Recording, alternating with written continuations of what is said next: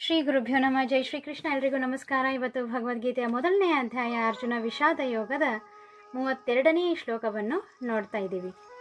ಕಿಂ ನೋ ರಾಜ್ಯೇನ ಗೋವಿಂದ ಕಿಂ ಭೋಗೈರ್ಜೀವಿತೇನ ವಾ ಏಷಾಮರ್ಥೆ ಕಾಂಕ್ಷತಾಂ ನ ರಾಜ್ಯಂ ಭೋಗಾಹ ಸುಖಾನಿ ಚ.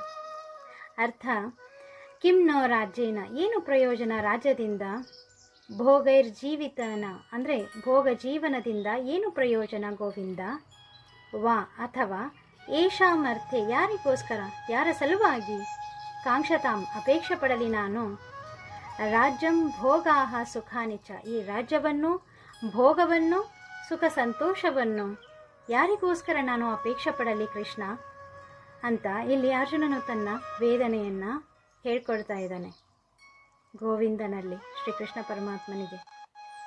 ಯಾಕಂದರೆ ಯುದ್ಧದಲ್ಲಿ ತನ್ನವರನ್ನೆಲ್ಲ ಕಳೆದುಕೊಂಡ ಮೇಲೆ ಅವನು ಈ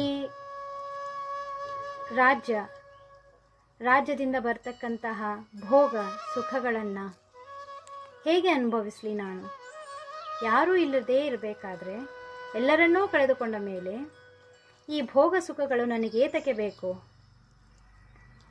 ಇದನ್ನು ನಾನು ಹೇಗೆ ಅಪೇಕ್ಷೆ ಪಡಲಿ ಅಂತ ಅರ್ಜುನನು ಶ್ರೀಕೃಷ್ಣ ಪರಮಾತ್ಮನಲ್ಲಿ ಕೇಳ್ಕೊಳ್ತಾ ಇದ್ದಾನೆ. ಇದು 32ನೇ ಶ್ಲೋಕದ ಭಾವಾರ್ಥ. ಧನ್ಯವಾದಗಳು.